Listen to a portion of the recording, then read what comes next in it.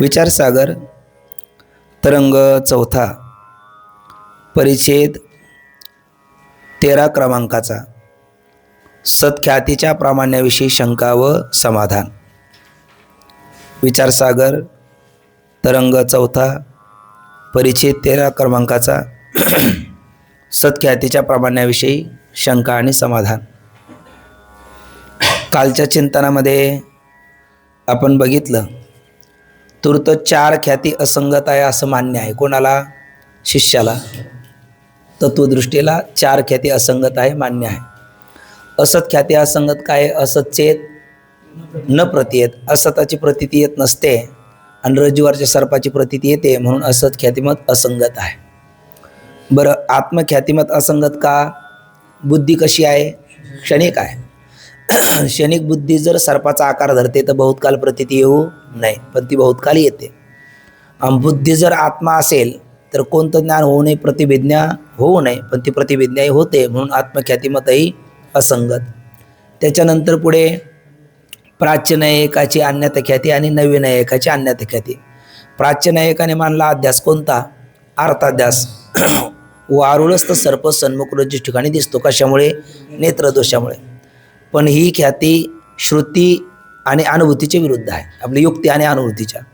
अनुभूतीच्या विरुद्ध कशी आहे? दोषाने सामर्थ्य घटतं हा सगळ्याचा अनुभव आहे का वाढतं? घटता अनुभव आहे आणि मग ते वाढेल कसं? बरं, वारुळ असतो केवळ सर्प आहे का आणखी काही पदार्थ आहे?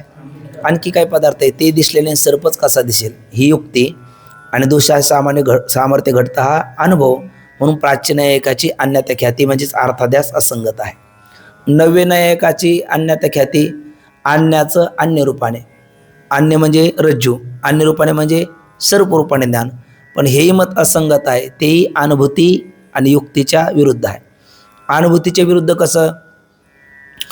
तर ज्ञान हे कशाच्या अधीन असतं? समोरच्या ज्ञेयाच्या अधीन असतं। जसं ज्ञेय असेल तसं ज्ञान होईल। मग ज्ञेय अन्य आणि ज्ञान अन्य होत नाही हा आपला काय आहे? अनुभव आहे, म्हणून अनुभवाच्या विरुद्ध आहे। बरं, मग युक्तीच्या विरुद्ध कशी? युक्ती अशी आहे का ज्ञेय जर मोहरी असेल तर ज्ञान पर्वताचं होत नाही, आणि ज्ञेय जर पर्वत असेल तर ज्ञान मोहरीचं होत नाही। तुम्ही ज्ञेय रज्जू मानता, ज्ञान सर्पाचं होईल कसं? म्हणून दोन्ही प्रकारची अन्यथा ख्यातिमतही असंगत आहे, त्याला मान्य आहे। त्याच्या पुढे आहे अख्याती।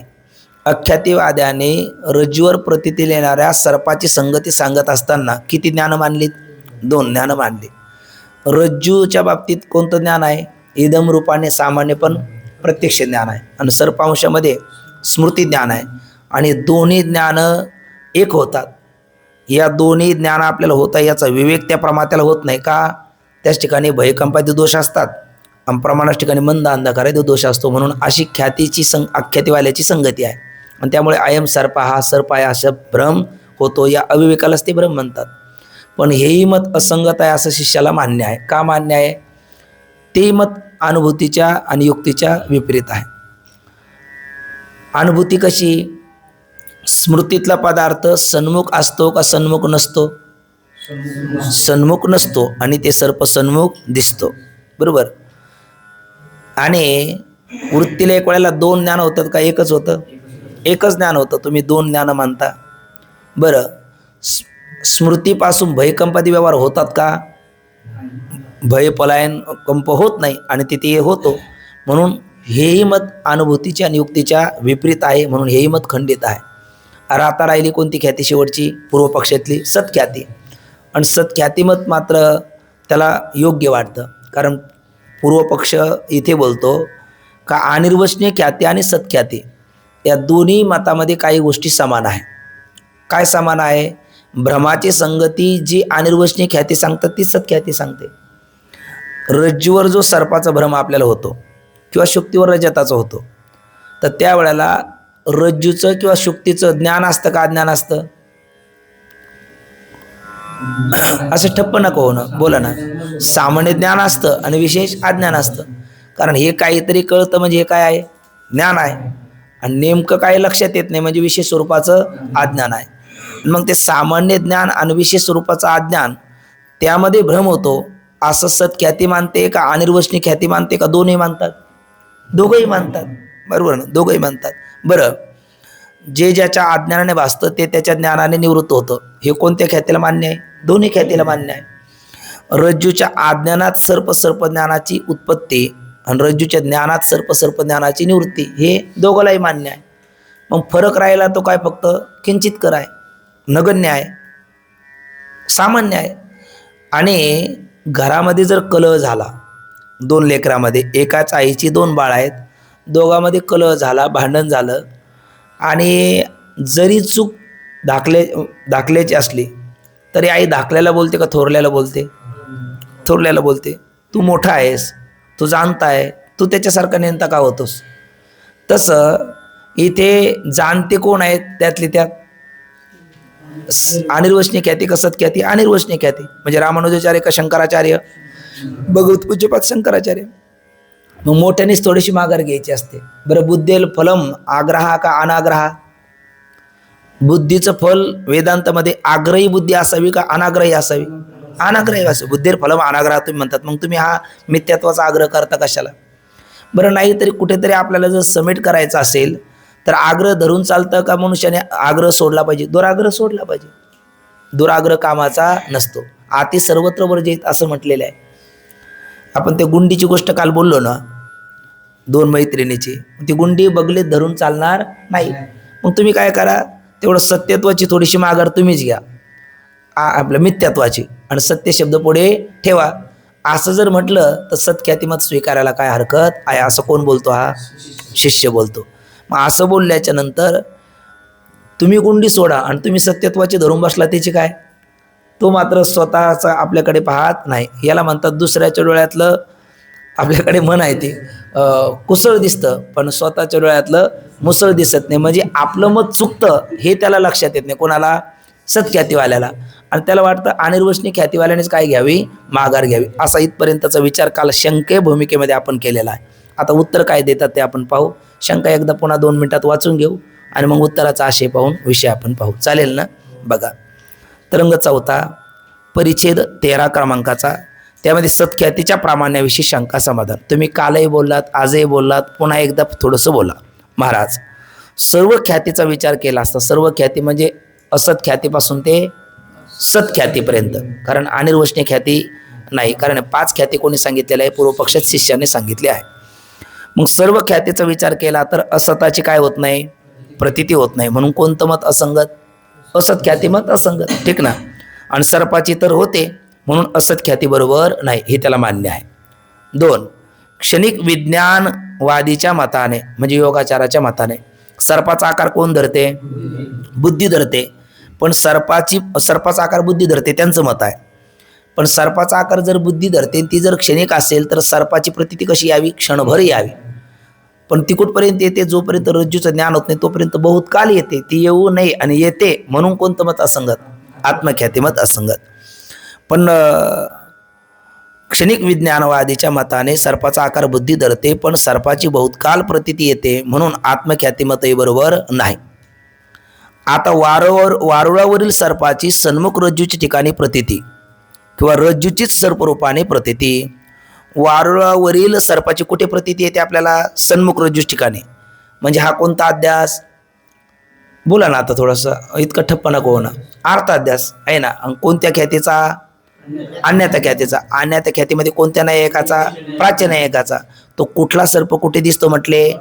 वारुळस्थ सर्प सन्मुख रज्जूच्या ठिकाणी दिसतो. कशामुळे? नेत्रदोषामुळे. अशा पद्धतीची अन्यथा ख्याती कोणाची? प्राच्य नायकाची. पण हे मत असंगत आहे असं पटलं कोणाला? शिष्याला. दुसरं काय म्हणतो? तसं नाही. कोण कोणा रूपाने दिसतो? नव्हे रज्जूच सर्व रूपाने दिसतो. कशामुळे? नेत्रदोषामुळे. दोघांनी सुद्धा नेत्रदोष स्वीकारलेला आहे. पण हे दोन्ही मत कसे आहे? श्रुती आपल्या अनुभूती आणि युक्तीच्या विरुद्ध आहे. ते बोलतात बघा. वारुळावरील सर्पाची सन्मुख रज्जूच्या ठिकाणी प्रतीती किंवा रज्जूचीच सर्प रूपाने प्रतीती, म्हणजे वारुळावरील सर्पाची सन्मुख रज्जू ठिकाणी प्रतीती म्हणलं का प्राच्य आणि त्याला म्हणायचं अर्थाध्यास. आणि रज्जूची सर्परूपाने प्रतीती म्हणलं का नव्य आणि त्याला म्हणायचं ज्ञानाध्यास. ठीक ना? हे 2 अध्यास. अशा 2 मताच्या कोणत्या ख्याती? अन्यथा ख्याती, प्राच्याची आणि नव्याची. पण पुढचे शब्द बघा, अनुभवाच्या आणि युक्तीच्या काय आहेत? विरुद्ध आहे. आता बोला, प्राच्य नैयायिकाची अन्यथा ख्याती अनुभवाच्या विरुद्ध का? दोषाने सामर्थ्य घटतं हा अनुभव आहे. आणि युक्तीच्या विरुद्ध का? तिथे अनेक पदार्थ असताना सर्पच कसा दिसेल, ठीक ना, म्हणून ते मत खंडित. 9व्याचंही मत अनुभवाच्या विरुद्ध का? कोण कोणाच्या अधीन? ज्ञेय आपलं ज्ञान ज्ञेयाच्या अधीन. ज्ञान कोणाच्या अधीन आहे? ज्ञेयाच्या अधीन आहे. आणि ज्ञेय कोण आहे? रज्जू. मग ज्ञान कोणाचं होणार नाही? सर्पाचं होणार नाही हा अनुभव. आणि मग आता युक्ती द्यायची म्हणलं तर मग तुमचं जर म्हणणंच आहे ज्ञेय जरी रज्जू असली तरी ज्ञान सर्पाचं होतं, तर मग आम्ही म्हणेल ज्ञेय मोहरी असू दे ज्ञान पर्वताचं होऊ दे, किंवा ज्ञेय पर्वत असू दे ज्ञान मोहरीचं होऊ दे. असं होतं का? असं होत नाही. म्हणून युक्तीच्याही विपरीत. म्हणून ह्या दोन्ही प्रकारची अन्यथा ख्याती खंडित आहे असं मान्य आहे कोणाला? शिष्याला. आणि पुढे सर्पांशामध्ये स्मृती मानणे हे भैकांपादी पुढील व्यवहारात जमत नाही. कारण सर्पांशामध्ये स्मृती ज्ञान आणि इदम रूपाने रज्जूचं सामान्य पण प्रत्यक्ष ज्ञान असे दोन ज्ञान एकत्र होतात. आणि मंद अंधकार प्रमाणाच्या ठिकाणी आणि प्रमात्याच्या ठिकाणी भैकंपादी दोष, त्यामुळे त्याला विवेक होत नाही. हे दोन ज्ञान एकत्र होऊन भासते, अविवेकालाच भ्रम असं म्हणतात. असं कोणत्या ख्यातीने मानलेलं आहे? आख्यातेने. म्हणजे आख्यातेने सर्पांशामध्ये कोणतं ज्ञान मानलेलं आहे? स्मृती ज्ञान मानलेलं आहे ना. पण मग हेही अनुभवाच्या विरुद्धच आहे. कारण स्मृतीतला पदार्थ सन्मुख नसतो आणि ते सर्प सन्मुख दिसतो. स्मृतीपासून भय पलायन होत नाही. इथे तो द्रष्टा भय पलायन करतो. आणि एका वृत्तीला एका वेळेला दोन ज्ञान होत नाही आणि तुम्ही दोन ज्ञान मानता. म्हणून आख्यातीमतही असंगत आहे, त्या शिष्याला मान्य आहे. म्हणून अख्याती बरोबर नाही. पण आता राहिली कोणती? सत्ख्याती. आता सत्ख्याती आणि अनिर्वचनीय ख्याती यात म्हणजे या दोन्ही ख्यातीमध्ये रामानुजाचार्य भगवान रामानुजाचार्य यांची ख्याती सत्ख्याती आणि कृष्णद्वैपायन बादरण व्यासदेव भगवत पूज्यपाद श्रीमद आद्याचार्य शंकराचार्य माऊली ज्ञानोबराय अस्मद आचार्यपर्यंत ती आहे अनिर्वचनीय ख्याती. अशा दोन्ही ख्याती यात भ्रमाची संगती लावत असताना कोणता दोष मानला जातो? प्रमाणाच्या ठिकाणी म्हणलं तर मंद अंधकार. मग ते म्हणतात मंद अंधकार आदी म्हणजे प्रमेयामध्ये सादृश्य, प्रमात्याच्या ठिकाणी लोभ आदी, प्रमाणाच्या ठिकाणी मंद अंधकार आदी आहे ना. हे पूर्व पक्षाच्या भूमिकेत सांगितलेले आहे दुसऱ्या तरंगामध्ये अध्यासाची सिद्धी करताना. पण तिथे प्रौढीवादाने सिद्धांती बोलले की अध्यासाला काय लागत नाही? दोष लागत नाही. पण हे प्रौढीवादाने बोलणं आहे. कारण दोषाशिवाय अध्यास होतच नाही. फक्त तू म्हणतो ते लागत नाही. का अविद्या हा दोष नाही का? आहे ना. अविद्या हाच मोठा दोष आहे. दोषाशिवाय अध्यास होऊ शकत नाही. पण मंद अंधकार लागतो. रज्जू ठिकाणी सर्पाचा अध्यास होण्याकरता मंद अंधकार हा दोष लागतो. आणि कोणाच्या मतात मान्य या दोन गोष्टी? मंद अंधकाराशिवाय रज्जू ठिकाणी सर्पाचा अध्यास होत नाही हे सत्ख्याती सांगते का अनिर्वचनीय ख्याती का? दोन्ही सांगतात. दोन्ही सांगतात. अधिष्ठानाचं विशेष स्वरूपाचं अज्ञान आणि सामान्य स्वरूपाचं ज्ञानच लागतं भ्रमा करता. हे कोणाला मान्य आहे? दोन्हीला मान्य आहे. निरधिष्ठानो कुतो भ्रमा. अधिष्ठान असल्याशिवाय अध्यस्त पदार्थाची प्रतीती येत नाही. कोणाला मान्य आहे? दोघाला आहे. जे ज्याच्या अज्ञानाने भासतं ते त्याच्या ज्ञानाने निवडतो. हा सिद्धांत कोणाला मान्य आहे? दोघाला आहे. अज्ञानात प्रतीती ज्ञानात निवृत्ती कोणाला मान्य आहे? दोघाला आहे. म्हणजे सगळ्याच गोष्टी यांच्या काय अगदी समान आहे. फरक काय आहे? फक्त एकाचं म्हणणं आहे रज्जूवर भासलेला सर्प कसा सत्य, ते कोण मग? सत्ख्याती. कोणाची? रामानुजाचार्य. आणि रज्जूवर भासलेला सर्प सत्य नाही, कारण सताचा बाध होत नसतो आणि त्याचा बाध होतो रज्जू ज्ञानाने, म्हणून तो सत नाही. मग असत म्हणा. असत नाही, कारण असत चेत न प्रतीत, त्याची प्रतीत येते म्हणून तो असत नाही. मग सदसत म्हणा. दोन विरोधी धर्म एका अधिकरणात राहत नाही. मग काय म्हणता? सदसद विलक्षण अनिर्वचनीय. मग त्याला अनिर्वचनीय त्याचा थोडक्यात अर्थ रूपवान बाद योग्य. रूपवान आहे म्हणून कशाहून विलक्षण? असताहून विलक्षण. बरोबर आहे, कारण असताला रूप नसतं. आणि बाद योग्य आहे म्हणून कोणाहून विलक्षण? सताहून विलक्षण, कारण सताचा बाद होत नसतो. असा रूपवान बाद योग्य जो पदार्थ असतो तो सदसद विलक्षण अनिर्वचनीय असतो. आणि एका वाक्यात बोलायचं तर बाद योग्य, आणि सोपं करून बोलायचं तर मिथ्या. म्हणजे अनिर्वचनीय वाले त्याला काय म्हणतात? मिथ्या. आणि सत्ख्यातीवाले काय म्हणतात? सत्य. सत्ख्यातीच्या मतामध्ये मिथ्या काय असतं? काहीच नसतं, आहे ना. कारण मिथ्या शब्द सुद्धा मिथ्या आहे त्यांच्या मतामध्ये. असं जर असल्यामुळे मग एवढंच काय तो फरक आहे. बाकी सर्व तुमचं त्यांचं काय आहे? अगदी समान आहे. मग काय असतं? थोड्या करता मनुष्याने कलह करणं हे उचित नसतं. सुज्ञ पुरुषाचं लक्षण असतं का काय केलं पाहिजे? त्याने जरा समेट करून घेतला पाहिजे. म्हणून आणि तुम्ही सुज्ञ आहात, तुम्ही मोठे आहात, तुमचं अंतकर्म मोठं आहे ना. वसुधैव कुटुंबकम, हे विश्वाचे माझे घर. मग एवढं तुम्ही तुमच्या घरात घ्या. आता तुम्ही सुद्धा काय म्हणा? सत्य म्हणा. असा कोणाचा भाव आहे? शिष्याचा. म्हणून तो बोलतो आता सत्ख्याती आणि अनिर्वचनीय ख्याती यात मंद अंधकारे दोष आणि सर्पाची उत्पत्ती ही कशी मानतात? सारखीच मानतात. त्यात सत्ख्यातीवादी सर्प कसा मानतात हो? सत्य मानतात. पंक्ती पण बघायच्या बोलायचं पण सर्वांना. सत्ख्यातीवादी सर्प कसं मानतात? सत्य मानतात. आणि वेदांती म्हणजेच अनिर्वचनीय ख्यातीवाले कसं मानतात? अनिर्वचनीय म्हणजेच मिथ्या म्हणजेच बाद योग्य असं मानतात. एवढाच काय तो फरक? म्हणजे तो म्हणतो एवढाच काय तो फरक म्हणजे एवढाच त्याला वाटतं फरक कसा आहे? अकिंचितकर आहे, नगण्य आहे, गौण आहे. पण हा एवढाच आहे का एवढा आहे? म्हणजे हा आता आपला एवढाच होतो कारण आपली उंची एवढी आहे. कारण जमीन आसमानचं अंतर आहे की नाही? हा फरक खूप आहे. कारण मिथ्या आणि सत्य, खरं सांगा ना, जर मिथ्या आणि सत्याचा विचार केला तर आपण जर सत्यत्व दिलं तर वेदांतातला कोणता सिद्धांत सिद्ध होईल? कोणताच सिद्धांत सिद्ध होणार नाही. एक वेदेश्वरी ग्रंथातली ओवी बाबा सांगत असतात, सत्यत्व देऊनी रोधीशी तरी बद्धता न चुके कल्पांतिशी, आणि असत म्हणून अविरिशी तरी आस्ताची मुक्त. एका क्षणात असत म्हणून त्याग केला, मुक्त झाला. आणि सत्यत्व देऊन मुक्त होण्याचा प्रयत्न केला म्हणजे सुई घरात हरवलेली आहे आणि तिथे प्रकाश नाही, आणि म्युन्सिपाल्टीचा समोर प्रकाश आहे, आणि तिथे सुई एक रात्रने म्हणजे हजारो रात्र शोधली तर सापडेल का? तसं जी वस्तू सत्य नाही त्याला सत्यत्व देऊन त्यातून मुक्त होण्याचा प्रयत्न केला तर कधी होईल? कधीच होणार नाही. पण तो म्हणतो एवढंसं फरक आहे. काय करा तुम्ही? शब्द सत्य माग आपलं मिथ्या शब्द माघार घ्या आणि सत्य शब्द पुढा करा, आणि ते तुम्ही एक झाले मग इथून पुढे तुम्हालाही त्रास नाही आहे ना. आणि आम्हाला तर नाहीच नाही.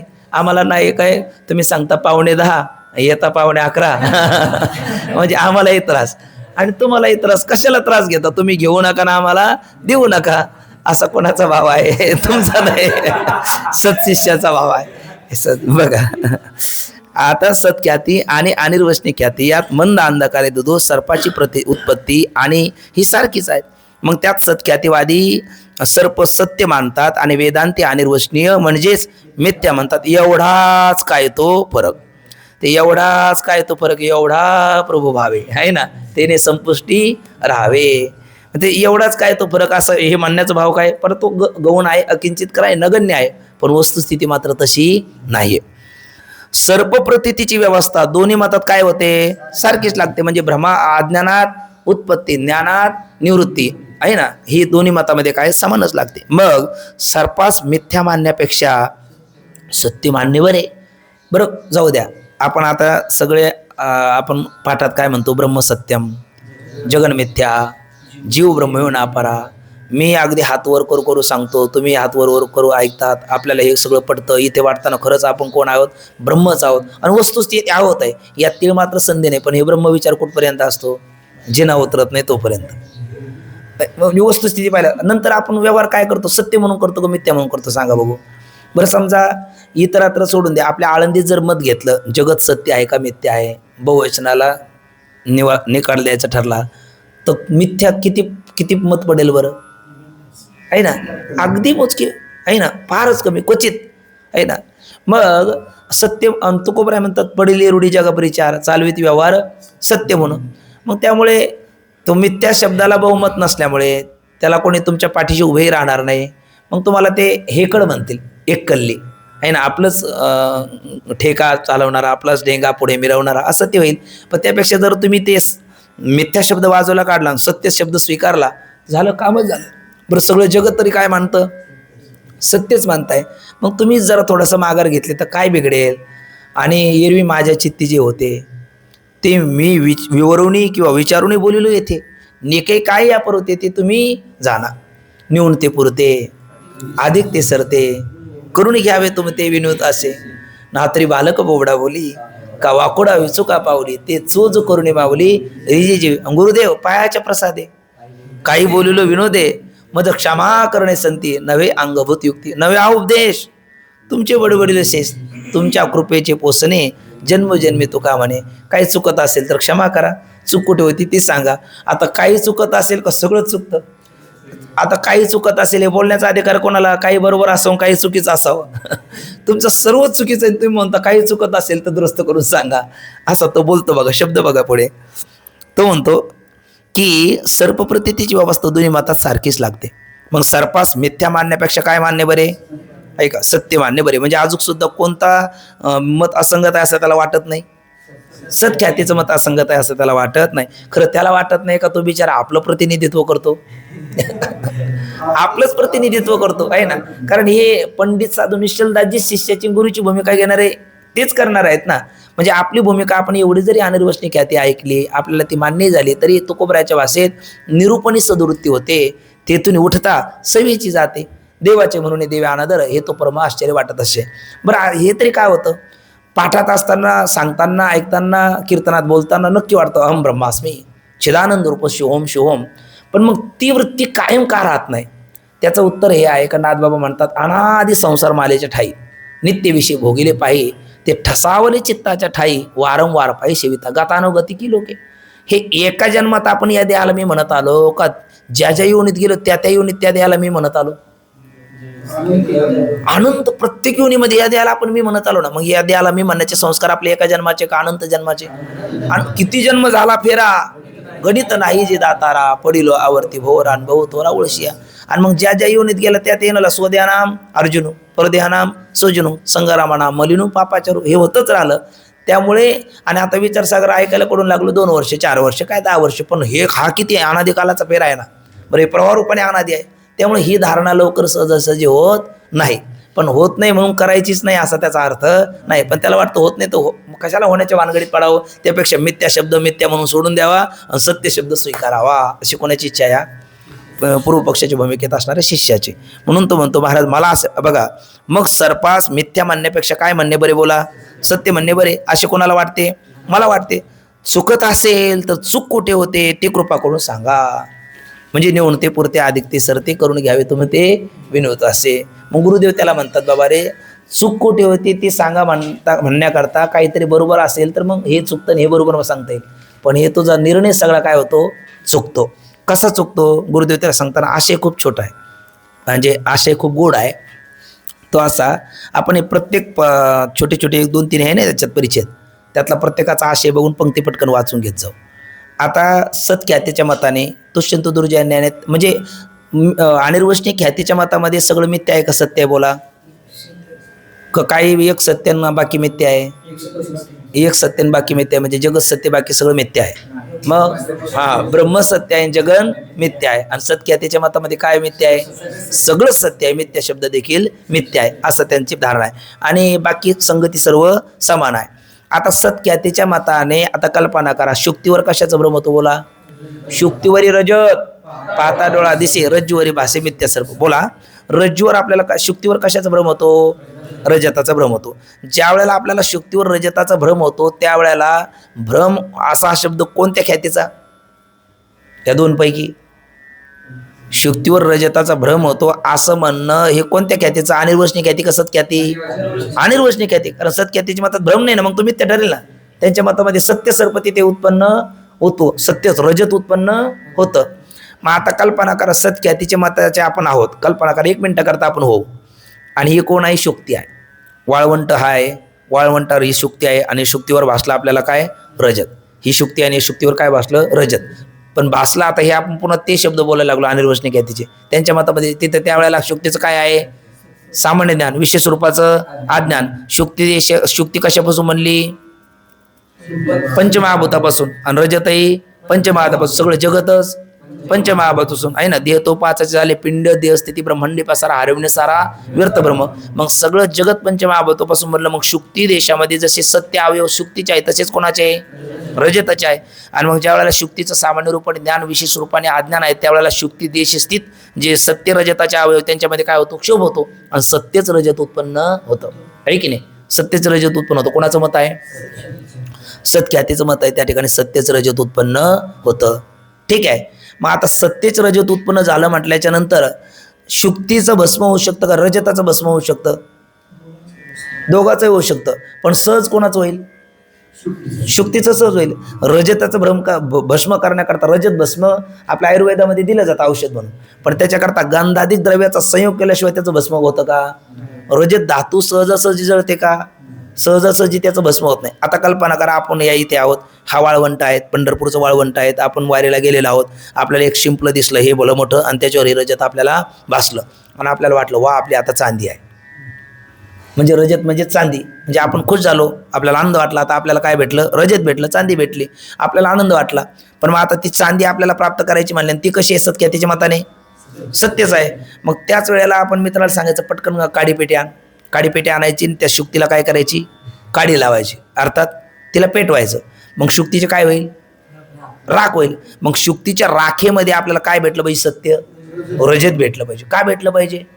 कारण रजत हे सहजासहजी त्याचं भस्म होत नाही. आता एखादं म्हणेल झालं, पण रजताचं भस्म कधी होतं? सगळ्याचा अनुभव आहे, गंधाधिक द्रव्याचा संयोग केला तर भस्म होतं, अन्यथा नाही. अन्यथा नाही. त्याच्यातला हिनकस भाग उलट जाईल आणि त्याची चकाकी वाढेल. म्हणजे त्याची वजन जरी घटलं तरी त्याची क्वालिटी वाढेल. मग ते सत्य रजत आपल्याला भेटलं पाहिजे. ते भेटतं का? मग भेटत नाही. मग ते सत्यच रजत उत्पन्न झालं या म्हणण्याला अर्थ काय? पहिली गोष्ट भ्रमातलं रजत सत्य. ठीक ना? एवढ्या पंक्ती एकदा वाचून घेऊ, मग पुढचं पुन्हा तसं तसं पाच चालू. बघा, श्री गुरु बोलतात, हे शिष्य, सत्ख्याती ही अनुभवाचे काय आहे? विरुद्ध आहे. बघा, आख्याती मत खंडित आहे हे सांगितलं कोणी? बोला ना. सत्ख्यातीने. सत्ख्यातीने आख्याती मत खंडित आहे हे सांगण्याकरता काय म्हणून खंडित आहे सांगितलं? इथला शब्द बोलून पहा. हे शिष्य सत्ख्याती अनुभवाच्या विरुद्ध आहे. हा, आख्याती मत अनुभवाच्या विरुद्ध आहे म्हणून ते खंडित आहे असं कोण बोलले? सत्ख्याती. आपण म्हटलो ना, दुसऱ्याचं खंडन करताना जे दूषण आहे ते स्वपक्षाचं मंडन करताना भूषण होईल का? दूषण दूषणच. दूषण परपक्षाचं खंडन असू दे, नाही तर स्वपक्षाचं मंडन असू दे, दूषण ते दूषण असतं. मग अनुभवाशी विरोध येतो म्हणून आख्याती मत जर खंडित असेल तर अनुभवाशी विरोध येतो म्हणून तुमचंही मत काय आहे? खंडितच आहे. म्हणजे सत्ख्याती मत सुद्धा खंडितच आहे. ते गुरुजी बोलतात, हे शिष्य सत्ख्याती अनुभवाच्या विरुद्ध आहे. कसे ते पहा. ज्या क्षणी शुक्तीच्या ठिकाणी कोण भासते आपल्याला? रजत भ्रम होतो, त्या क्षणी सत्य रजताची तेथे उत्पत्ती होते असं मानावं. वस्तुस्थिती अशी नाही. याला म्हणतात तृष्यंत दुर्जन्याने बोलणं. असं ते सत्यच रजताची उत्पत्ती होते असे कोणाचे मत आहे? सत्ख्यातीवाद्याचे मत आहे. ठीक आहे, आपण हो म्हणू तितक्या पुरता. पण अनुभव कसा विरुद्ध येतो ते पहा. जेव्हा शुक्ती देशात सत्य रजताची प्रतीती असते तेव्हा जर शुक्तीशी काय केलं आपण? अग्निसंयोग केला. आपण म्हणलो त्याच वेळेला त्याला काडी लावली, त्याचं जर ज्वालामध्ये टाकलं, त्याला जाळलं. कोणाला? त्या शुक्तीला, आहे ना. जर आपण अग्निसंयोग झाला तर उत्तर क्षणामध्ये शुक्तीचा काय होईल? नाश. म्हणजे शुक्ती भस्म होईल आणि त्या भस्माची उत्पत्ती होईल. कोणाच्या? शुक्ती भस्माची. तेव्हा त्या शुक्ती भस्मामध्ये रजताच्या निवृत्तीस तर काही साधन आहे का? तुम्ही म्हणाले एखादं रजताचंही भस्म झालं, रजताच भस्म होत नाही असं नाही. पण त्या प्रसंगी होऊ नाही. का होऊ नये? कारण रजत भस्म करण्याकरता त्याला गंधाधिक द्रव्याचा संयोग करावा लागतो, तो केलेला नाही, म्हणून रजत भस्म होणार नाही. म्हणजे त्या शुक्ती भस्मामध्ये कोण भेटलं पाहिजे आपल्याला? सत्य रजताची प्राप्ती झाली पाहिजे. बघा, म्हणून त्या शुक्तीच्या भस्मात सत्य उत्पन्न झालेले रजत सापडले पाहिजे. हो, सापडले पाहिजे. पण नाही सापडत ना, असं कोण कोणाला बोलतंय? अनिर्वचनीय ख्यातीवाले सत्ख्यातीला म्हणजेच गुरु सत्शिष्याला बोलतात. ते सापडत नाही. जर असे म्हणेल की तुम्ही म्हणाल काय?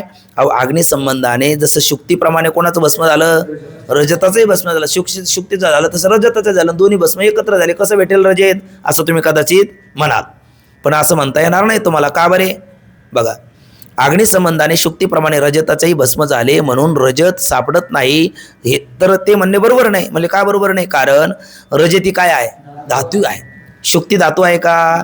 शुक्ती धातू नाही म्हणून तिचं लगेच भस्म होईल. पण रजती धातू असल्यामुळे तिचं भस्म होत नाही असं नाही. पण गंधाधिक द्रव्याचा काही प्रक्रिया केल्याशिवाय त्याचं भस्म होत नाही, आणि तिथे तर प्रक्रिया केलेली नाही. कारण रजत ही धातू आहे आणि तिची गंधाधिका वाचून केवळ अग्निसंयोगाने भस्म होणार नाही. याकरिता भ्रमस्थली शुक्ती देशात सत्य रजत उत्पन्न होते. हे म्हणणे बरोबर आहे का? मग हे म्हणणे बरोबर नाही. ठीक ना? म्हणजे म्हणजे ही आता युक्ती झाली एक प्रकारची. काय झाली? ही युक्ती. आता पुन्हा एक प्रकारचं शुक्तीवरी रजत पाहता डोळा दिसे, रजीवरी भाषे मिथ्या सर्प. आता हे एक श्रुतीच्या आणि संतांचं वचन. म्हणजे आपल्याला वाचा बोलू वेदने ते करू संती केले ते म्हणतात की नाही. वेदाचा तो अर्थ आमाशिष्टा वाहिराने व्हावा वार माता. मग रज्जू सर्पाकार भासेले जगडंबर. कोणाचं मत आहे? तुकोबराय बोलतात. आणि शुक्तीवर रजत पाहता डोळा दिशे, रज्जूवरी भाषे मिथ्या सर्प नाथबाबा म्हणतात. आणि ते व्याळा का हारा वरपाडा झाले वेरा हरसा आणि दरारा सरिसाची उठी माऊली म्हणतात. म्हणजे आपल्याला श्रुतीच नाही का? मग त्यानुसार आता ते खंडन करतात, म्हणजे श्रुती देतात. आता कल्पना करा, ही कोण आहे? रज्जू आहे. या रज्जूवर काय होतो? सर्पाचा भ्रम होतो. पण खरं सांगा, रज्जूवर केवळ सर्पाचाच भ्रम होतो का आणखी काही होऊ शकतात? आणखी काही होऊ शकतात. रज्जू कशी लांबटपणा आहे, रज्जूमध्ये लांबटपणा आहे आणि तत्सदृश ज्या ज्या लांबड्या गोष्टी आहेत आणि ज्याच्यावर त्या वस्तूचे संस्कार आहेत त्याला तसा तसा भ्रम होईल मंद अंधकारामध्ये. आता मला जर सर्पाचे संस्कार असेल तर मला रज्जूवर सर्प भासेल. एखाद्याने जर कायम पुष्पमाला बघितली असेल तर त्याला वाटेल पुष्पमाला पडलेली आहे. एखादा गुराखी असेल त्याला बैल चालले तर मागं ते मूत्र विसर्जित करले ते असं नागमोडीसारखं पडलं तर त्याला बैलाने मूत्र विसर्जित केलेलं आहे. एखाद्याला वाटेल एखादा दोर पडलेला आहे, एखाद्याला वाटेल वाकडा तिकडा दंड पडलेला आहे, एखाद्याला वाटेल जमिनीला भेट पडलेली आहे. असे 10 जणाला काय होईल? 10 भ्रम होऊ शकतात. किती भ्रम होऊ शकतात. पण सत्ख्यातीच्या मातात भ्रम का सत्यच उत्पन्न होतात? बोलत चालायचं माऊली. सत्ख्यातीच्या मातात हे सगळंच काय होतं? सत्यच उत्पन्न होतं. मग सत्ख्यातीच्या मातात हे सगळंच सत्य उत्पन्न होतं. सत्य पदार्थ जागा अडवतो की नाही? बोला. सत्य पदार्थ जागा अडवतो की नाही? त्याला काहीतरी जागा लागते की नाही? आता हे बोट दिसतं, सत्य का मिथ्या आहे? सत्य आहे. मग ते जरी इथं ठेवले तिथली जागा अडवली ना त्याने, बरोबर ना? मग आता ही रज्जू आहे, रज्जूवरचा दिसलेला सर्प, भुरेशा, जलधारा, दंड, पुष्पमाला, जमीदू बंगली हे सगळे भ्रम आहेत ना. आणि सगळे भ्रमातले पदार्थ सत्ख्यातीच्या मताने काय आहेत? सत्य आहेत. मग त्या प्रत्येकाला जागा लागेल की नाही राहण्याला करता? मग आता माझ्या सर्पानेच या रज्जूची जागा अडवली तर तुमचा दंड कुठे बसेल? बस दुसऱ्याची पुष्पमाला कुठे बसेल? तिसऱ्याची जमीन बंगलेली कुठे बसेल? हे सगळ्याला जागा लागेल ना. बरं, एकट्या रज्जूवर एवढे म्हणलं तर ही रज्जू, आता रज्जू अशी ती बिचारी एकटी आहे म्हणून ठीक आहे, तिच्यावर सर्प आला का ती खाली लवेल, वजन राहील ना त्या पदार्थाला. दुसऱ्याचं दंड म्हणलं की ती अजूक लवेल, आहे ना. मग ती वजनाने अशी वाकून गेली पाहिजे रज्जू. ती वाकून गेली का? नाही. म्हणजे तिला ते पदार्थाने जागा अडवली का? नाही. त्याने वजनाने रज्जू वाकून गेली का? नाही. बरं, जाऊ द्या. सत्य पदार्थापासून काहीतरी कार्य होतं. सर्प असला कोणाला तरी फुस करतो, तरी रज्जू असली, आपला त्या दंड असला तो कोणाला समजा शिक्षा द्यायला म्हणा किंवा हातात काठीचा म्हातारा माणसाला आधार घ्यायला म्हणा उपयोगाला येतो. दोर असला तर बैल बांधण्याकरता उपयोगाला येतो. पुष्पमाला असली तर महाराजांचा सत्कार करण्याकरता उपयोगाला येते. म्हणजे काहीतरी उपयोग होतो ना. म्हणजे त्यापासून काय होतं? नवीन कार्य होतं. थोडक्यात या 3 गोष्टी होतात. सत्य पदार्थ असला तो काय करतो? पहिलं बोला, जागा अडवतो. त्या सत्य पदार्थाला काहीतरी वजन असते, घनता असते आणि सत्य पदार्थापासून काहीतरी नवीन कार्य होतं.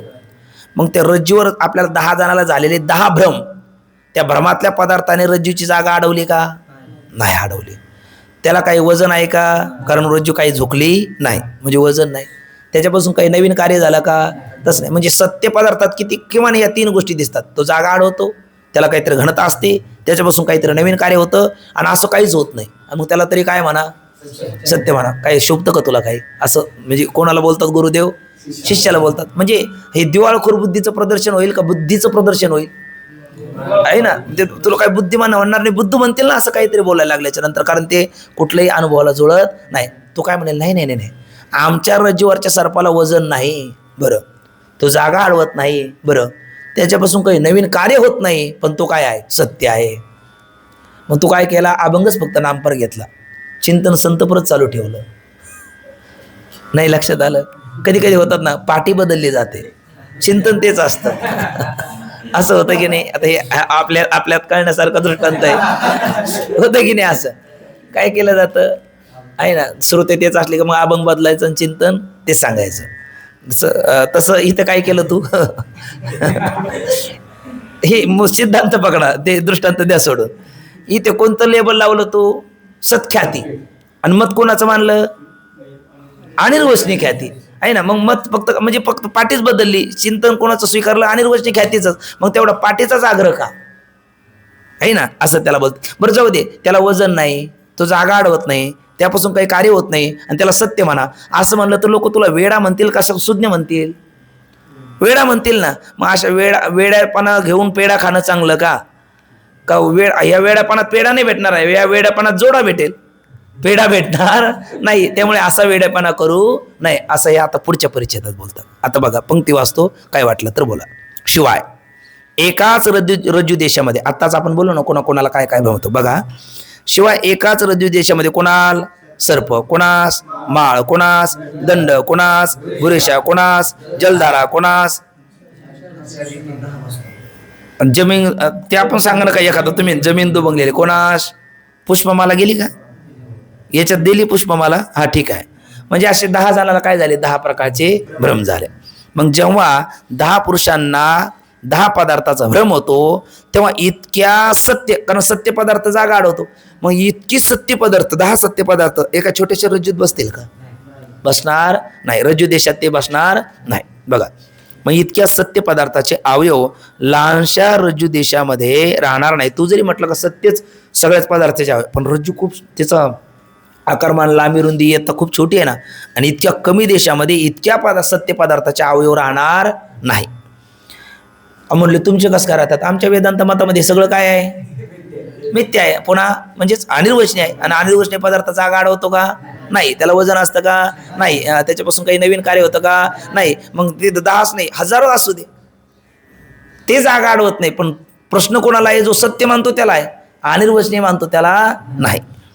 वेदांत मतात तर दंडादी शेकडो पदार्थ, 10च नाही, शेकडो म्हणजे 100 आहे ना, असे शेकडो हजारो पदार्थ अविद्येपासून कसे उत्पन्न होतात?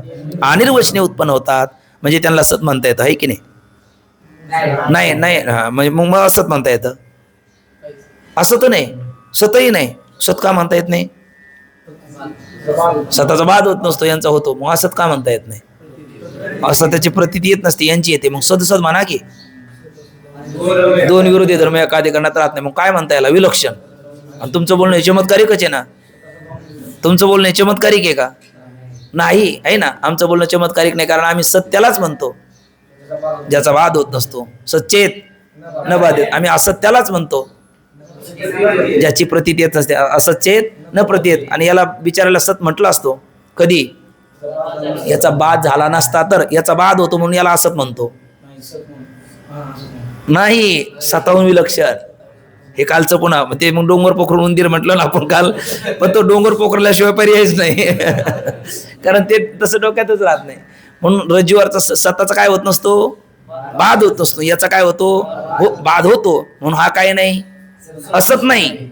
मग काय आहे? स्वतःहून विलक्षण. असताची प्रतीती येत नसते, याची येते, म्हणून हा काय नाही? सत नाही. मग असतून विलक्षण. आता सरळ बाद होतो म्हणून सतून विलक्षण, आणि प्रतीतीला येतो म्हणून असतून विलक्षण. म्हणून रूपवान बाद योग्य आहे म्हणून सतून विलक्षण. आणि असा कसा आहे? अनिर्वचनीय आहे. म्हणजे त्याच्याबद्दल काहीच बोलता येत नाही. का आम्ही बोलतो ते कोणीच बोलत नाही. का आम्ही बोलतो ते श्रुतियुक्ती अनुभूतीच्या अविरुद्ध आहे. आम्ही बोलतो ते श्रुतियुक्ती अनुभूतीच्या अविरुद्ध आहे. म्हणून ते मत कसं आहे? अत्यंत शुद्ध आहे. अत्यंत शुद्ध आहे. कोणतं मत? वेदांत पक्षाचं मत. ते इथं बोलतात बघा. वेदांत मतात तर दंडादी शेकडो पदार्थ अविद्येपासून कसे उत्पन्न होतात? बोला. अनिर्वचनीय उत्पन्न होतात. आणि म्हणून त्यांना काय लागत नाही? ते व्यावहारिक रज्जूची जागा मुळीच अडवत नाही. उदाहरण कसं काय? आता स्वप्नाचं उदाहरण. आपल्याला स्वप्न पडतं की नाही? आता उद्या बीज आले, रात्रीच मला स्वप्नात मी तिथं कीर्तन करत होतो देऊला. आता काय करणार? ते दरवर्षी करतो म्हटलं, आता सुरू झालं स्वप्नात. मग स्वप्नात माझ्या गाथा मंदिर आलं, इंद्रायणी माता आली, लाखो श्रोते. आणि मी म्हणतो काय म्हणतात तो खोबरा आहे. लोक म्हणतात काय म्हणतात सांगा ना. तेवढ्यात उठलो तर सांगायलाच राहिलं नाही स्वप्न घडलं. पण ते सगळं आलं की नाही स्वप्नात? सगळं स्वप्नात आलं. स्वप्न कुठं पडलंय? झोपीत पडलं. म्हणजे झोपीतच ऐका, स्वप्न झोपीतच पडतं हे बरोबर आहे, पण ते कुठं पडतं? कंठगत असणारी पुरितत नाडीत. त्याला मांडुक्य कारिकेमध्ये सांगितलेलं आहे. कंठगत म्हणजे कंठामध्ये स्थित असणारी 72,000 नाड्या आहे ना, तर त्यातली पुरितत नावाची नाडी, त्यालाच हिता नाडी म्हणतात. ती कंठगत असते. आणि तिचं लांबी रुंदी माहिती किती? केसाचा 1000 हिस्सा. आणि तो सुद्धा असा लांब केस घ्यायचा आणि त्याचे तसं नाही, उभा धरायचा आणि त्याचे 1000 हिस्से करायचे. कसं करेल? सांगायचं तात्पर्य इतकीच सूक्ष्म आहे, इतकी सूक्ष्म आहे. ते मायक्रोमॅक्समधून पाहिली तरी दिसणार नाही. पण तिच्यामध्ये एवढं सगळं रात्री देव आले, तिथपर्यंत त्याची वारी आली, हे सगळं आलं. काय म्हणतात तो कोबरा नंतर काही राहिलं नाही. मात्र ते कारण स्वप्नीची चेले जाईल राया. पण एवढं स्वप्नातल्या पदार्थाने त्या कंठगत हितापुरितत नाडीची जागा अडवली का? आणि जर जागा अडवली असती ती नाडी राहिली असती का? स्फोट झाला असता, प्रवचन करत राहिला नसता, संपला असताना.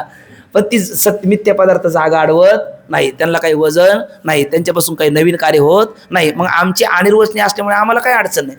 पण सत्य मानणारा जो आहे ना, त्याला हे सगळे प्रश्न आहे असं त्याला बोलतात. ठीक ना? बघा, कारण वेदांत मतात तर दंडादी शेकडो पदार्थ अविद्येपासून अनिर्वचने उत्पन्न होतात, म्हणून व्यावहारिक रज्जूची जागा मुळीच आडवीत नाहीत. स्वप्नामध्ये शरीराच्या आत नदी पर्वतादी शेकडो पदार्थ अनिर्वचने उत्पन्न होतात, पण त्या जागा नाही.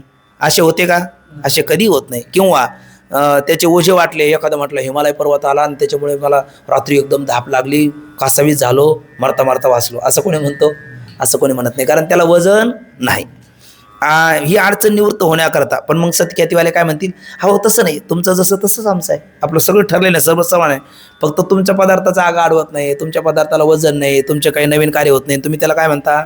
अनिर्वचनीय. आमचं तसंच आहे, आम्ही फक्त त्याला काय म्हणतो? सत्य. मग तू मानलं काय? मत आमचंच मानलं, लेबल काय लावलं? सत्य आहे ना. म्हणून म्हटलं आपण फक्त अभंग बदलला चिंतन ते तसा प्रकार तुझा होईल. कोण बोलतं कोणाला? अनिर्वचनीय ख्यातीवाले बोलतात सत्ख्यातीला. ही अडचण निवृत्त होण्याकरता सत्ख्यातीवादी रज्जूचे ठिकाणी उत्पन्न होणारे पदार्थ काय करत नाही?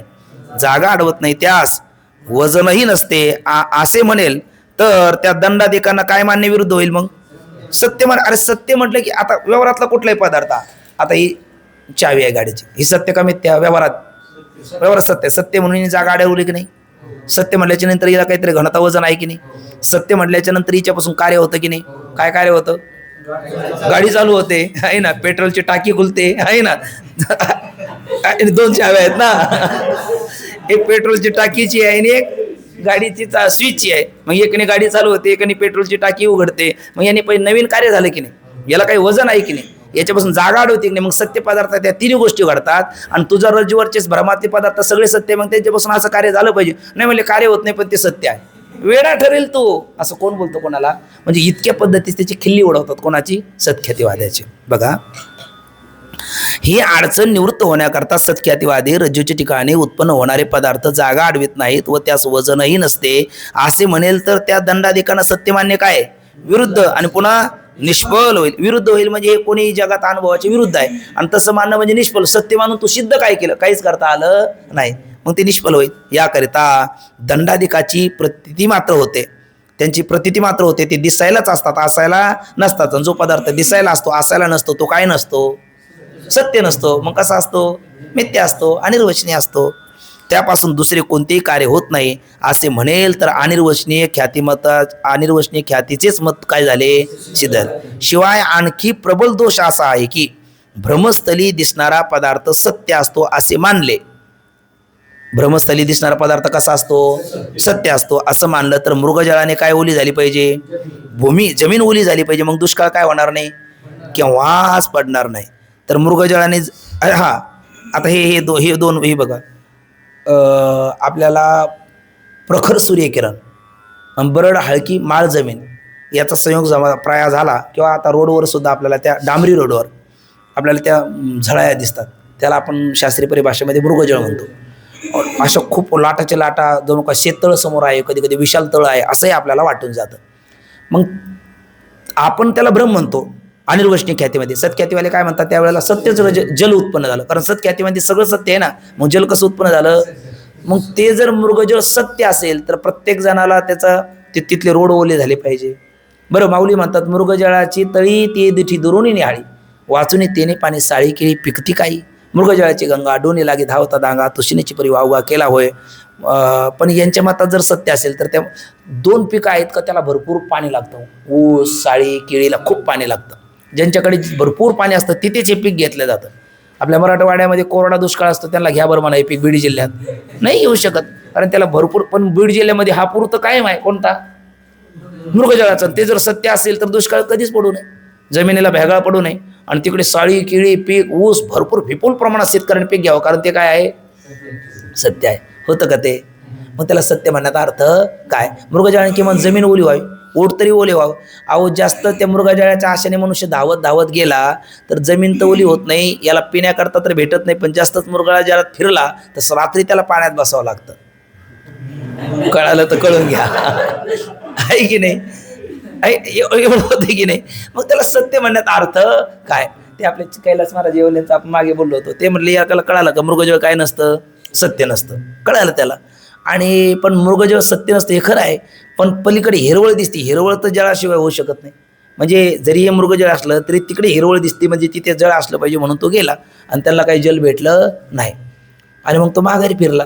पण तिथे एक त्रयस्थ दिसला. का हो म्हटले, मृगजळ जळ नसतं पण हिरवळ जळाशिवाय नसते. मग हिरवळ कशाची, मृगजळ जळ जळ नाही तर?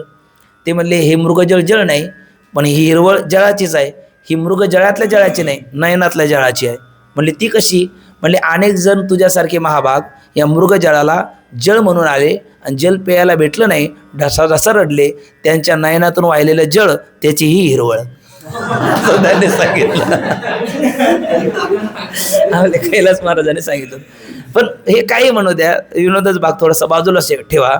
पण मृगजळातलं जळ जर सत्य असेल तर त्याच्यापासून जमीन ओली झाली पाहिजे की नाही, साडी केळीचं पीक घेता आलं पाहिजे की नाही. बरं ते तरुण जाण्याकरता ज्याला पावता येत नाही त्याने लगेच नौकीची तयारी केली पाहिजे की नाही. असं काय करतं कोण? काहीच करत नाही. मग त्याला सत्य म्हणण्याचा अर्थ काय असं बोलतात. बरं जाऊ द्या, भ्रमातला पदार्थ सत्य आहे. आता हेच पुन्हा 40 घ्या. ही सत्य आहे ना व्यवहारात, ही कोणाला दिसते? आता मी एकाने इथे आणून ठेवली सगळ्याला दिसते, कारण सत्य पदार्थ सगळ्याला दिसत असतो. आणि मी जर इकडे काढले तर आता कोणाला दिसते, कोणाला दिसत नाही. म्हणजे सत्य पदार्थ एकाच्या कृतीने सगळ्याला प्रतीतीला येतो आणि एकाच्या अपसरणाने सगळ्याचा निवृत्त होतो. मग रज्जूवरचे भ्रमातले पदार्थ जर सत्य असेल तर एकाला प्रतीतीला आले ते 10, आता 10 भ्रम झालेत ना 10 जणाला, ते 10ही जणाची भ्रम 10ही जणाला दिसायला पाहिजे. आणि एकाने निवृत्त केले का सगळ्याचे निवृत्त झाले पाहिजे. पण असं होतं का? ज्याला अधिष्ठानाचं ज्ञान होईल त्याचाच सर्प निवृत्त होईल, ज्याचं ज्ञान झालं नाही बाकीच्याचा तसंच राहील. मग त्याला सत्य म्हणण्याचा अर्थ काय? हे 2 गोष्टी या परिच्छेदात बोलतात, या 2-3 पंक्तीत. शिवाय आणखी प्रबल दोष असा आहे की भ्रमस्थली दिसणारा पदार्थ सत्य असतो असे मानले तर मृगजळाने कोण ओली व्हावी? जमीन भूमी ओली झाली पाहिजे. होते काय? नाही. मग कोण पडणार नाही कधीच? दुष्काळ केव्हाच पडणार नाही. फार झालं तर मग त्यावेळेला तो ओला दुष्काळ कायम राहील, आहे ना. कारण मृगजळ कायम असताना उजळत दिसत आणि तेही पाणी आणि पुन्हा पावसाचं पाणी जलच जल. आता शेतकऱ्याला काही शेती करायची संधीच नाही, कारण ओला दुष्काळ असं होईल. पण असं होतं काय? होत नाही. मग दुष्काळ केव्हाही पडणार नाही. किंवा स्वच्छ केलेला, हा एक उदाहरण आहे. आता ते कापसाचा ढिगारा असतो. कापूस म्हणजे पिवळा धमक असतो, हो की नाही? हा, कापूस कसा असतो? पांढरा. ते वाटतं महाराज चुकीचं कसे बोलतील, पण महाराज चुकीचं कधी कधी बोलतात. महाराज ऐकतात की नाही समोर म्हणून, आहे ना. तर कापूस कसा नसतो? गडबडीत होतं माणसाला. आहे का? कापूस कसा असतो? पिवळा धमक नसतो, पांढरा शुभ्र असतो. पांढरा शुभ्र कापसावरती लाल गुंजाच्या पुंजका एक मूठ भरून ठेवल्या आणि आपण 10 मीटरवर दूर गेलो आणि प्रखर उन्हात त्याच्याकडे दुरून पाहिलं ना, असा आग्नी पेटल्यासारखा दिसतो. म्हणजे आग्नेचं काय होतं? तिथे भ्रम होतो. पण हे कोणाच्या मतात भ्रम होतो म्हणणं? अनिर्वचनीय ख्याती. सत्ख्यातीच्या मतात काय झाला? सत्यच अग्नी उत्पन्न झाला. अरे मग सत्यच अग्नी उत्पन्न झाला तर कापूस हा ज्वलनशील पदार्थ आहे, अगदी पेट्रोल डिझेल सारखा. लगेच तो ज्वाला भडकणार आहे. मग तो कापूस सगळा जळून राग झाला पाहिजे, होतो का? मग त्याला सत्य म्हणण्याचा अर्थ काय ते बोलतात बघा. ते म्हणतात, समजा की कापसाच्या ढिगाऱ्यावर लाल भडक रंगाच्या गुंजाच्या पुंजका ठेवला, म्हणजे मुठभर गुंजा ठेवल्या, तर त्या ठिकाणी आमच्या मताने, आमच्या म्हणजे अनिर्वचनीय ख्यातीच्या मताने आग्नेचा काय होतो? भ्रम होतो. आणि तो आग्नी भ्रम मानत नाही कोण? सत्ख्याती. ते काय मानतात? सत्यच मानतात. मग तो आग्नी जर सत्य मानला तर तो कापूस जळून गेला पाहिजे. तो जळतो का? हो नाही. मग सत्ख्याती कशी? संगत का सुसंगत का असंगत?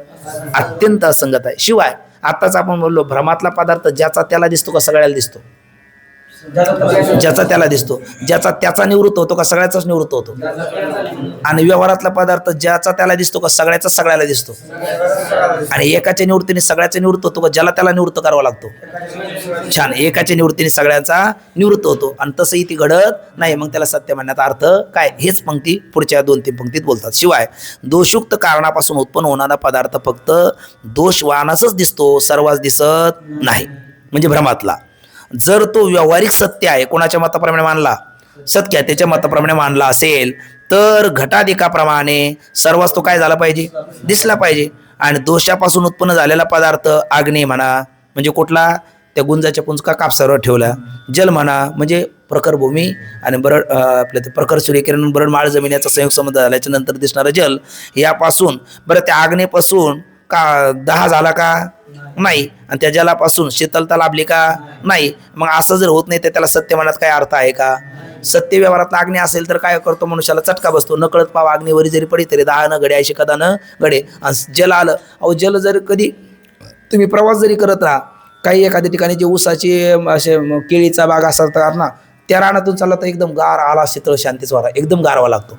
आणि काही ठिकाणी उष्णताचा असेल ना, ज्याच्या त्या वेगवेगळ्या कंपन्या असेल आणि त्या कंपन्यात उष्णताच बाहेर पडते, तिथून गेलो ना एकदम गरम हवा बाहेर येते, होते की नाही. म्हणजे थोडक्यात आग्नेच्या जवळून गेलो तर आग्नेची आस लागते, आणि जलाच्या जवळून गेलो तर जलाची शीतलता अनुभवायला येते. आणि ते मृगजळ किंवा तो गुंजाचा पुंजकस ठेवलेला अग्नी हा जर सत्य असेल तर असा काही प्रकार घडला पाहिजे. असा काही प्रकार घडत नाही, मग त्याला सत्य म्हणण्याचा अर्थ काय, असं सिद्धांती त्याला बोलतात. अग्नी किंवा जल यापासून दाह किंवा शीतलता होत नाही असे पदार्थ सत्य मान्य काय नाही, बरोबर नाही, बरोबर नाही. भ्रमामध्ये उत्पन्न झालेला सत्य पदार्थ सर्वांनाच दिसतो का, सर्वांना दिसत नाही. बरं, तो स्थानाचा रोध करतो का, म्हणजे जागा अडवतो का, तर जागा अडवत नाही. त्याच्यापासून काही नवीन कार्य होतं का, त्याच्यापासून कोणतेही व्यावहारिक कार्य होत नाही. आणि मग अशा पदार्थाला पुन्हा सत्य म्हणणे हे कोणाला हास्यास्पद आहे, विद्वानाला हास्यास्पद आहे. तू जर स्वतःला पंडित म्हणत असेल आणि असं बोलत असेल तर तू पंडितवरचा अनुस्वार काढून समजून चाल, तू कोण आहेस, पढित आहेस, आहे ना. आणि तू पढित आहेस, आहे ना, आहे ना. बिचारा आडानी पंडित असला त्याचं काही नाही, पण तू शिकून सुद्धा पढित ठरशील, तर त्यामुळे तू असं बोलू नाही, असं त्याला बोलतात. म्हणून म्हणतात की अशा पदार्थ सत्य मानणे विद्वानास हास्यास्पद आहे. अशा रीतीने सत्ख्यातिवाद अत्यंत अत्यंत अत्यंत 3 वेळा लावायचं, म्हणजे श्रुती, युक्ती, अनुभूती या तिन्ही निकषावर घासून पाहिला असता निर्युक्तिक आहे. मग ती युक्तीला जुळत नाही, त्याला श्रुती नाही सिद्ध होत नाही, आणि अनुभवाने ते ठरत नाही. म्हणून सर्वथा कसा आहे, त्याज्य आहे. म्हणून सुवर्ण पात्रात झाकून ठेवलेली विष्ठा किंवा मित्राच्या किंवा पुत्राच्या रूपात आलेला शत्रू, पाठीत खंजीर खूप असणारा, अशा पद्धतीचा कोणता वाद आहे, सत्ख्यातिवाद आहे. तो फार घातक आहे. त्यामुळे अनिर्वचनीय ख्यातीच काय आहे, आदरणीय आहे, असं म्हटल्याच्या नंतर तरी मान्य व्हावं की नाही. पण तो म्हणतो गुरुदेव आता एकदा बीज होऊ द्या उद्या, आणि तुम्हाला मी परवा सांगतो अजून सत्ख्याती सत्य कशी मानावी लागते. अजून काही त्या बिचाऱ्याचा सत्ख्यातीवालाचा विश्वास काही उडाला नाही. पण काय दिवा वीजच चालला ना तर शेवटी काय होतो, प्रज्वलित होतो, तो भडकतो. तसा सत्ख्यातीबद्दलचा याचा अंतकरणातला जो दिवा आहे, निश्चय आहे, तो एकदम कमी होत चालला. पण त्याला वाटलं बचंगे तो और लढगे म्हणतो ना आपण, तर शेवटचा एकदा प्रयत्न, त्याला काय म्हणतात, निर्वाणीचा प्रयत्न, तो शेवटचा एकदा सत्ख्याती सत्य ठरवण्याचा निर्वाणीचा प्रयत्न करतो. आणि त्याच्यात ज्या वेळेला त्याला अपयश येतं, मग तो म्हणतो खरंच आहे अनिर्वचनीय ख्यातीच मान्य आहे, तोही मान्य करतो. तर त्या विषयी आपण परवा दिवशी पाहू. आज आपण थांबूया. पुंडलिक वरदारी विठ्ठल, श्री ज्ञानदेव तुकाराम, पंढरीनाथ भगवान, माऊली ज्ञानेश्वर महाराज, जगद्गुरु तुकाराम महाराज, सद्गुरु जोग महाराज की जय.